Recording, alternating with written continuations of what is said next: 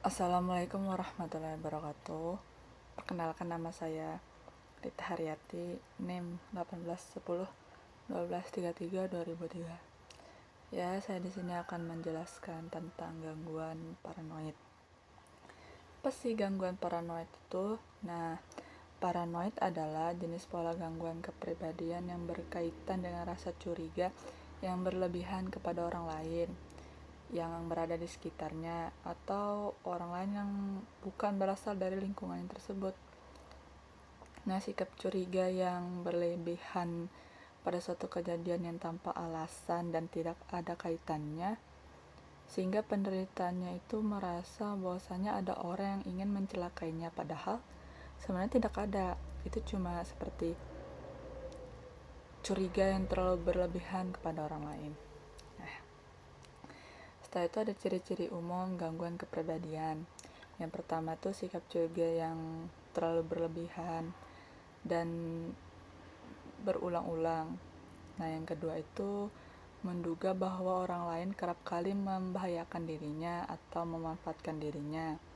Itu dugaan yang terlalu berlebihan ya, padahal sebenarnya tidak. Nah, yang ketiga itu ragu atau loyalitas dan kejujuran orang lain. Jadi ketika ada orang lain jujur tentang sesuatu, namun dia ragu apakah orang itu jujur atau tidak. Keraguan ini yang menyebabkan dia seperti mengalami gangguan paranoid tersebut. Nah, yang keempat tuh adanya sikap merendahkan atau mengancam orang lain. Sikapnya yang terlalu merendahkan orang lain karena ketidakpercayaan tersebut. Terus mengancam. Jadi setiap orang misalnya ada yang memiliki niat baik atau apa, pasti dia merasa tidak mungkin gitu. Nah, karena gangguan paranoid tersebut kan, gangguan kepribadian paranoid, jadi dia mengalami sikap kayak mengancam orang lain. Nah, yang terakhir tuh sikap pendendam dan sulit memaafkan orang lain. Jadi ketika ada orang lain mempunyai kesalahan, sulit bagi dia itu memaafkan. Karena sulitnya memaafkan, malah timbulnya dia dendam. Maka dari itu, hati-hati ketika kita menemui orang yang memiliki gangguan tersebut. Alangkah baiknya jangan membuat suatu kesalahan. Bukan hanya untuk gangguan paranoid sih, sebenarnya untuk orang lain juga. Ya, sekian dari saya. Akan lanjut kepada teman saya. Saya Muhammad Rifai, NIM saya 18101232100022. Nah, di sini saya akan mencoba menjelaskan ada beberapa aspek gambaran klinis dari penderita gangguan kepribadian paranoid. Yang pertama itu adalah aspek kognitif. Nah, aspek kognitif ini berarti penderita paranoid kerap kali sulit untuk percaya kepada orang lain. Hal ini diakibatkan adanya ide-ide yang menyimpang dan menganggap orang lain mengeksploitasi dirinya. Persepsi selalu salah pada situasi lingkungan sehingga membuat dia selalu waspada dan merasa curiga berlebihan kepada setiap orang. Yang kedua itu aspek afektif. Nah, pada aspek ini, penderita paranoid memiliki perasaan curiga kepada mitra seks, seperti perasaan cemburu yang meladatif dan menilai mitra seksualnya sering selingkuh. Dia selalu berperan hipersensitif terhadap setiap kegagalan dan ditunjukkannya dengan sikap penolakan, penghinaan, rasa sakit hati, dan kebohongan terhadap dirinya selalu disimpan dan dibesar-besarkan sehingga dia sulit untuk memaafkan orang lain. Orangnya bersifat pendendam, selalu marah, kurang humoris, dan selalu merasa kesepian. Dan yang terakhir adalah aspek kognitif. Nah, pada aspek ini penderita gangguan kepribadian paranoid.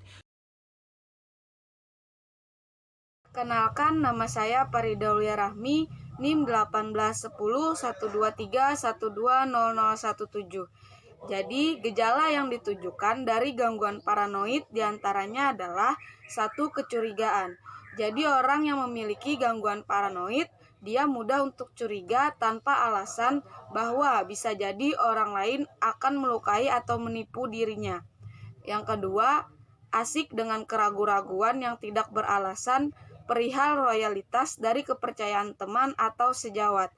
Dia ragu untuk percaya kepada siapapun dan berhubungan juga seperti kecurigaan tersebut. Dia tidak mudah mempercayai orang lain dan mudah curiga terhadap orang lain.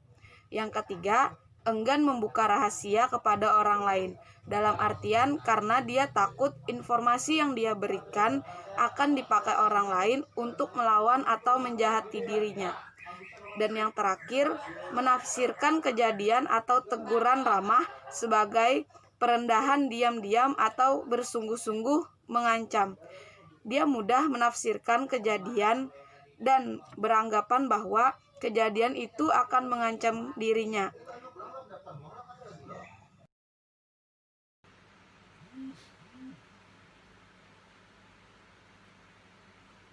Assalamualaikum warahmatullahi wabarakatuh.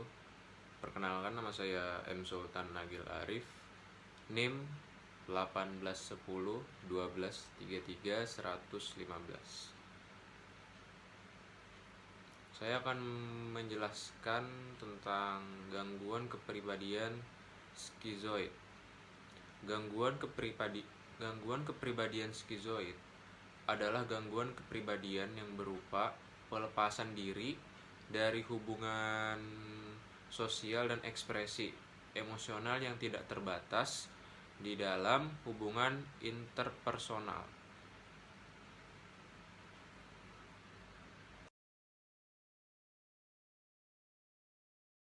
Assalamualaikum warahmatullahi wabarakatuh. Nama saya Raisa Hanain, NIM 18 10 12 33 234. Di sini saya akan menjelaskan gejala-gejala psikologis dari gangguan skizoid, yaitu yang pertama, cenderung menyendiri dan perilaku pelepasan dalam hubungan sosial dari berbagai ragam emosional yang terbatas. Kedua, perasaan dan sikap dingin secara emosional kepada orang lain. Ketiga, minimnya hubungan interpersonal dengan keluarga. Keempat, minat terhadap seksual sangat terbatas sekali. Kelima, tidak bersahabat dan tidak peduli pada pujian dan kritikan orang. Perkenalkan, nama saya Muhammad Jina Abrar dengan NIM 1810123310012. Sebelumnya tadi sudah dijelaskan oleh teman saya apa itu pengertian skizoid dan bagaimana ciri-cirinya. Selanjutnya saya akan menjelaskan tentang beberapa faktor yang mempengaruhi. Yang pertama ada faktor biologis. Faktor biologis ini seperti yang kita ketahui yaitu faktor yang diturunkan oleh dari orang tuanya, yang mana penyakit ini disebabkan oleh keturunan dari orang tuanya yang bisa kita sebut dengan penyakit bawaan. Karena faktor biologis ini menurut beberapa ahli yaitu faktor yang paling cenderung membuat penyakit ini, karena bentuk tubuh yang diturunkan secara genetik dari orang tua mempunyai karakter khas yang juga berpengaruh pada kepribadian anaknya. Selanjutnya ada faktor psikologis, yaitu yang mana faktor yang berasal dari dirinya sendiri. Misalkan saja dia waktu kecil pernah mengalami trauma, melihat orang tuanya melakukan perceraian, sering mengalami pemukulan oleh orang-orang. Jadi dia dapat terganggu mentalnya sehingga membentuk kepribadian yang menyimpang seperti penyakit yang skizoid ini. Selanjutnya yang ketiga ada perspektif sosial-kultural. Ketidakberuntungan sosial ekonomi dan pemaparan terhadap model yang menyimpang menuntun pada kegagalan untuk mengembangkan perilaku yang beradab. Nah, jadi di sini ketidakberuntungan seseorang mempunyai lingkungan yang tidak mendukung. Maka karena lingkungan ini bisa membentuk kepribadian yang menyimpang seperti skizoid tadi, sehingga dia menyebabkan trauma terhadap lingkungannya, orang-orang sekitar yang tidak mendukung. Itu saja yang saya sampaikan. Terima kasih.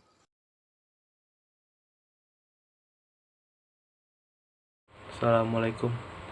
Perkenalkan, saya Fajar Abdul Malik dengan NIM 1810 123210035. Di sini saya akan menjelaskan schizotypal personality disorder. Ini adalah pola kepribadian yang didominasi oleh rasa ketidaknyamanan dalam hubungan dengan orang lain. penyimpangan pola pikir atau kognitif, dan memiliki perilaku yang eksentrik.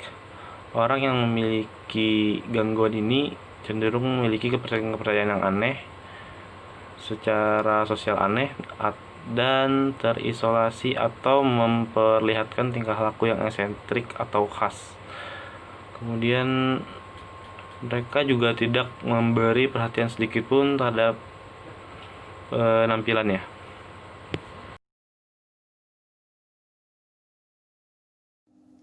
Schizotipal adalah gangguan kepribadian yang membuat seseorang cenderung menjadi penyendiri. Penderita gangguan ini sangat cemas terhadap situasi sosial di sekitar dia dan cenderung menyalahkan kegagalan sosialnya kepada orang lain. Selain itu, penderita schizotipal memandang dirinya sebagai orang asing. Jadi maksudnya adalah dalam gangguan ini dia sendiri pun memandang dirinya itu sebagai orang asing di dalam hidupnya atau orang buangan, dan isolasi ini menyebabkan rasa sakit hati karena menghindari hubungan dengan dunia luar. Jadi dalam gangguan ini diri dia itu merasakan sakit hati karena mereka sendiri pun karena itu menghindari hubungan dengan dunia luar. Orang dengan kepribadian ini bisa mengoceh aneh dan tanpa henti selama bercakap atau selama berkomunikasi dengan orang sekitar maupun dunia luarnya itu sendiri.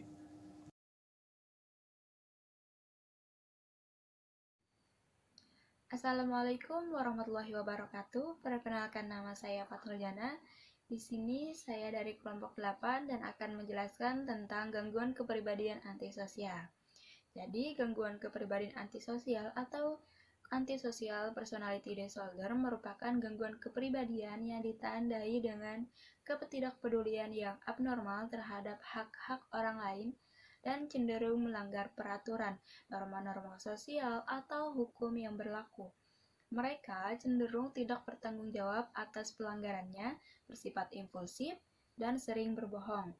Terkadang, perilaku antisosial ini dianggap sebagai kelompok predator sosial karena mereka selalu memanipulasi dan menerjang apa saja dengan kejam dalam kehidupan. Mereka tidak memiliki hati nurani, empati, dan semena-mena melakukan yang mereka senangi, melanggar norma dan ekspektasi sosial tanpa rasa bersalah. Perilaku antisosial ini muncul pada usia 15 tahun ke atas. Individu dengan gangguan kepribadian antisosial ini membutuhkan perawatan di rumah sakit agar membiasakan diri dalam bersosialisasi dengan teman sebaya, agar mereka terhindar dari aturan yang mengekang seperti penjara. Antidepresan dan anti cemas dapat diberikan pada individu ini. Penderita gangguan kepribadian antisosial memiliki prognosis yang baik dalam perkembangan kepribadiannya. Biasanya kegiatan kriminal yang mereka lakukan akan terungkap setelah 3 tahun. Setelah mereka melakukan terapi, maka mereka akan melakukan peningkatan hubungan intrapersonal. Namun, penderita gangguan kepribadian antisosial ini mengalami peningkatan angka kematian dini. Umur penderita biasanya kurang dari 40 tahun. Angka kematian ini meningkat akibat adanya bunuh diri, penyalahgunaan obat-obatan, dan penyerangan. Gangguan kepribadian antisosial adalah salah satu jenis gangguan kejiwaan. Kondisi ini ditandai dengan rendahnya kemampuan seseorang dalam menilai buruknya suatu hal. Akibatnya, pengidap gangguan kepribadian antisosial ini disebut juga sebagai sosiopat, cenderung acuh terhadap orang lain maupun konsekuensi dari suatu tindakan. Para sosiopat lebih memilih untuk memenuhi kebutuhannya sendiri tanpa mempertimbangkan akibatnya baik bagi dirinya maupun bagi orang lain. Mereka sebenarnya memiliki perasaan bersalah maupun menyesal ketika melakukan hal yang tidak baik. Meskipun menyadarinya, hal itu tidak akan menghalangi tindakan yang akan mereka lakukan. Gangguan kepribadian antisosial ini dapat membuat para pengidapnya melakukan tindakan kekerasan, penipuan, atau tindakan tidak terpuji lainnya demi keuntungan pribadi. Mereka mungkin akan melakukan tindakan pembelaan terhadap sikapnya tersebut, menjadi manipulatif, menyalahkan korban, dan acuh terhadap hak atau perasaan orang lain. Tidak ada obat untuk menyembuhkan gangguan kepribadian antisosial. Assalamualaikum warahmatullahi wabarakatuh. Perkenalkan, saya Rik Maulana dengan NIM 1810123210016. Di sini saya akan melanjutkan penjelasan dari teman saya, yaitu ciri-ciri diagnostik dari gangguan kepribadian antisosial menurut Nevitt. Yang pertama, agresif dan sangat mudah tersinggung. Yang kedua, secara konsisten tidak bertanggung jawab. Yang ketiga, gagal membuat perencanaan masa depan atau impulsivitas. Yang terakhir, tidak menghormati kebenaran. Berikutnya ada ciri-ciri umum antisosial. Ciri-ciri umum dan ciri-ciri menurut Nevitt hampir sama, jadi mungkin bisa saja kalian baca sendiri. Kemudian saya menjelaskan ciri-ciri diagnostik dari gangguan kepribadian antisosial menurut Nevitt. Yang pertama, ada agresif dan sangat mudah tersinggung saat berhubungan dengan orang lain. Hal ini ditunjukkan ketika si pengidap antisosial ini berada di suatu lingkungan sosial atau jumlah orang yang banyak, yang dimana ketika dia berada di sana, dia merasa tidak nyaman dan atau malah bahkan terancam, sehingga melakukan tindakan agresif berupa perkelahian fisik atau memukuli orang lain dan menyerang orang lain secara berulang atau bisa disebut penganiayaan. Berikutnya ada secara konsisten tidak bertanggung jawab, di mana orang yang menderita gangguan kepribadian antisosial ini sifatnya bodoh amat. Dia tidak peduli apa yang dia lakukan dan apa akibatnya pada dirinya atau terhadap orang lain. Berikutnya, gagal membuat perencanaan masa depan atau impulsivitas, yang artinya orang yang mengidap gangguan kepribadian antisosial ini tidak peduli apa yang akan dia lakukan terhadapnya suatu saat nanti. Misalnya, tidak menentukan apakah dia mungkin nanti akan berkuliah atau bekerja dan lain sebagainya. Yang terakhir, tidak menghormati kebenaran, ditunjukkan dengan berulang kali berbohong, memperdaya, atau menggunakan orang lain untuk mencapai tujuan pribadi atau kesenangan. Yang artinya dia tidak peduli sama orang lain dan bahkan menggunakan orang lain tersebut untuk mencapai tujuan pribadi atau kesenangannya. Yang artinya bisa menggunakan orang lain untuk yang membuat dia senang gitu.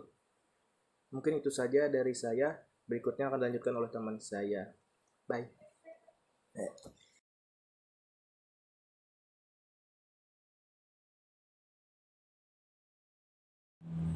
Assalamualaikum warahmatullahi wabarakatuh. Perkenalkan, nama saya Syafira Ika Putri Nuralifah dari kelompok 8. Di sini saya ingin menjelaskan tentang penyebab gangguan kepribadian antisosial. Penyebab gangguan kepribadian antisosial ada 2 pengaruh. Yang pertama, genetik dan juga lingkungan. Pengaruh genetik bisa terjadi karena permasalahan orang tua atau permasalahan di lingkungan keluarganya. Entah karena keluarganya yang kurang harmonis sehingga anak merasa bahwa dia kurang mendapatkan perhatian. Terkadang juga orang tua akan memaparkan permasalahan mereka kepada anaknya, sehingga anak ini mengalami beban yang cukup berat. Nah, hal tersebut yang akan melatar belakangi anak untuk melakukan sebuah tindakan kriminal. Perilaku kriminal merupakan kategori tindakan yang sangat heterogen, mencakup gangguan psikopat. Nah, pengaruh genetik sendiri merupakan pembentuk satu macam substansi tipe kriminal atau lebih. Akan tetapi, pengaruh lingkungan sangat memainkan peranan penting karena dapat meningkatkan tindakan kriminalitas lainnya. Nah, dari hal-hal tersebut akan mempengaruhi perkembangan dari orang yang mengalami gangguan kepribadian antisosial ini. Mereka akan kebiasaan melakukan tindakan-tindakan kriminal, baik seperti mencuri atau menyakiti diri sendiri. Intinya mereka akan melakukan tindakan kriminal yang akan merugikan orang lain dan juga dirinya. Selain itu juga mereka akan mencelakai banyak orang.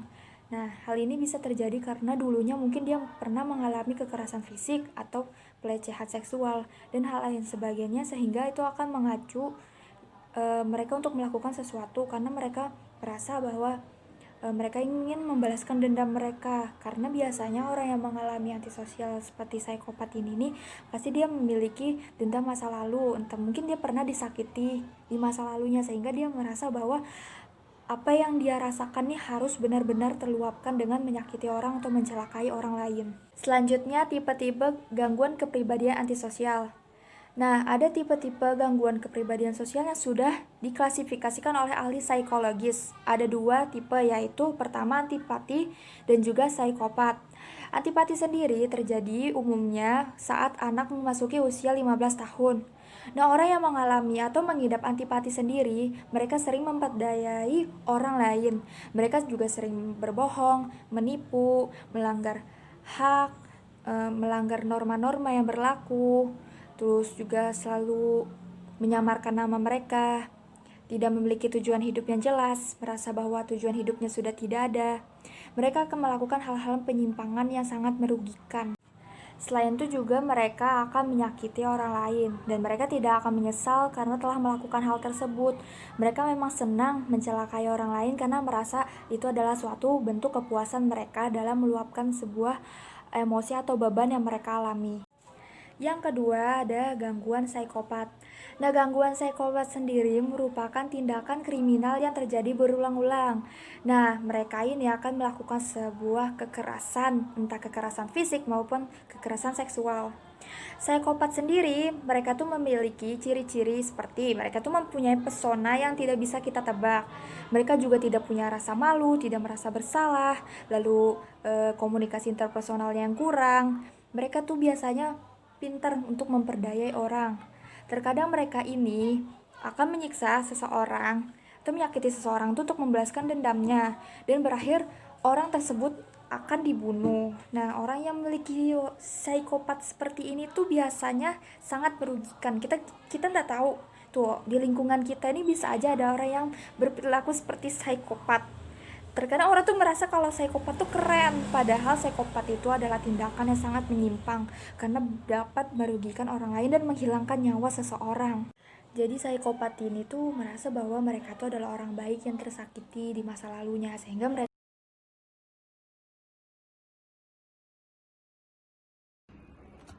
Assalamualaikum warahmatullahi wabarakatuh. Perkenalkan, nama saya Wulan Sahdini, NIM 181012332211. Di sini saya ingin menjelaskan tentang karakteristik gangguan kepribadian antisosial. Konsep gangguan kepribadian antisosial mencakup 2 komponen utama. Yang pertama, ada terdapat gangguan tingkah laku sebelum usia 15 tahun, membolos, lari dari rumah, sering berbohong, mencuri, melakukan pembakaran, dan dengan sengaja merusak kepemilikan merupakan simptom-simptom utama gangguan tingkah laku. Dan yang kedua, ada terus berlanjutnya pola perilaku antisosial tersebut pada masa dewasa. Terima kasih.